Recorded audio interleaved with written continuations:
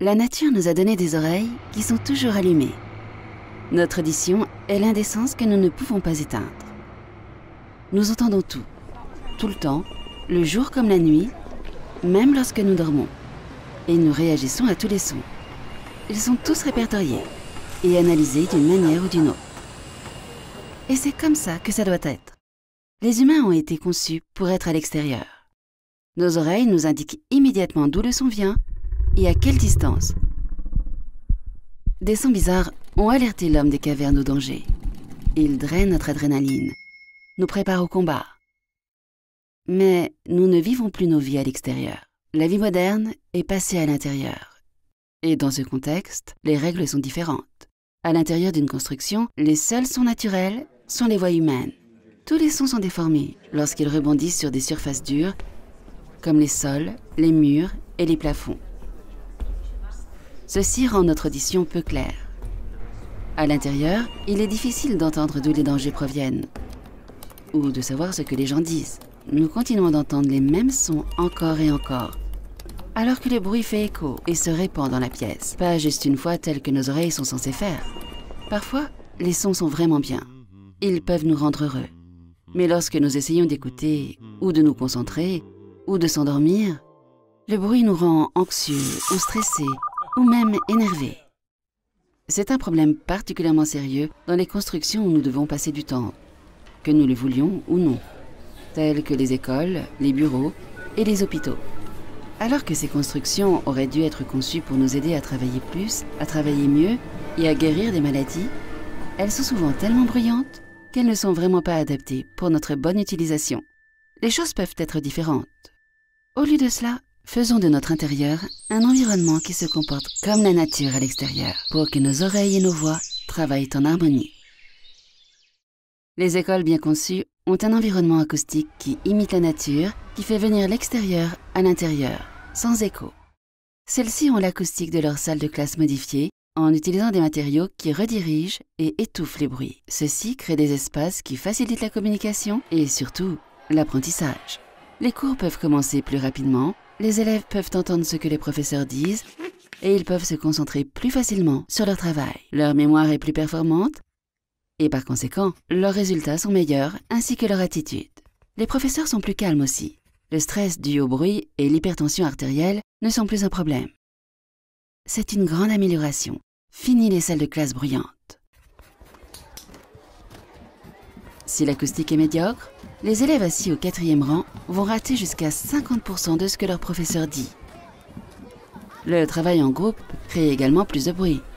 Les élèves perdent leur concentration et deviennent indisciplinés, en parlant fort au lieu de travailler.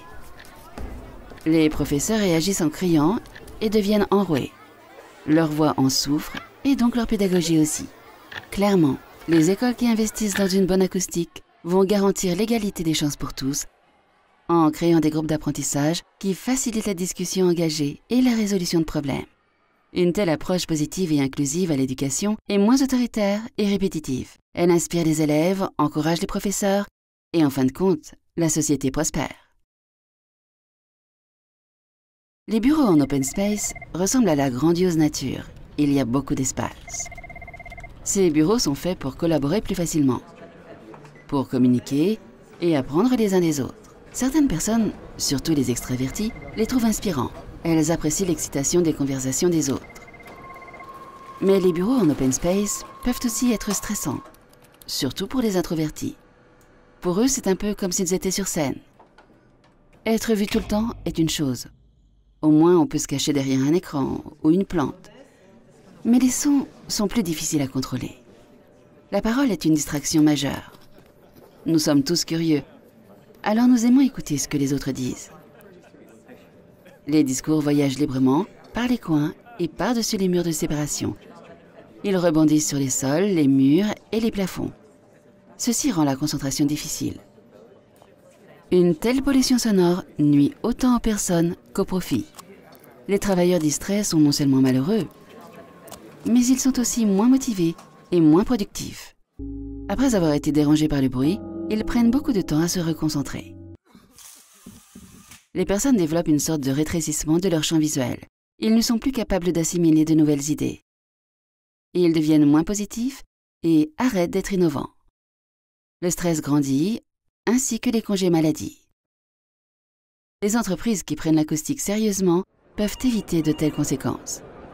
Les tâches plus exigeantes, comme la pensée logique, nécessitent une meilleure acoustique. En investissant dans une acoustique viable et planifiée, elles peuvent protéger leur meilleur atout, à savoir les personnes qui travaillent dans leurs locaux. La lumière naturelle et la connexion avec la nature extérieure. Elles sont communes dans le secteur médical, dans les hôpitaux, les cliniques, les institutions de santé mentale et les maisons de retraite.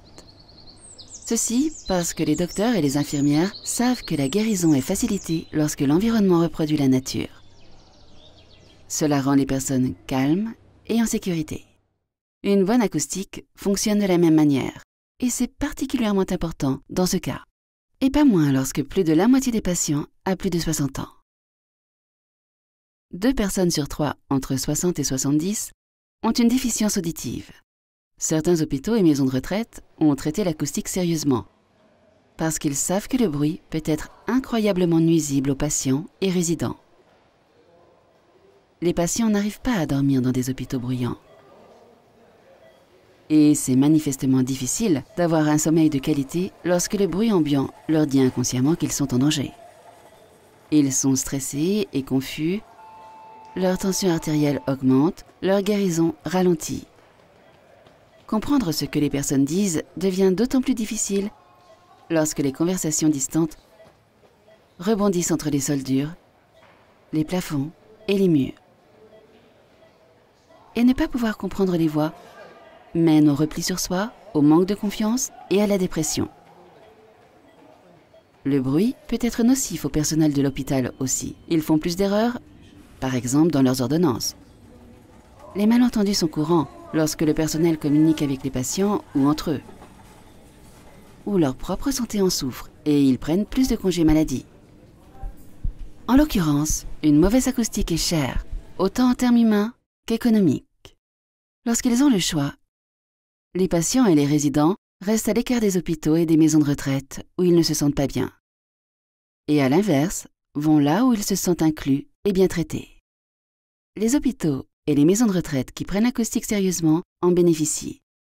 Et leurs patients et résidents aussi. Tout le monde a le droit de bien entendre et de bien sentir aussi. En changeant de construction et en s'assurant qu'ils entendent, cela soutiendra tout le monde, pas juste ceux qui entendent mal ou ceux qui communiquent dans une deuxième langue. Une bonne acoustique rend les gens plus heureux et plus sains. La société entière est bénéficiaire puisque les gens apprennent, travaillent et guérissent mieux. Puisqu'ils ne sont plus gênés par le bruit, ils deviennent plus actifs et plus productifs.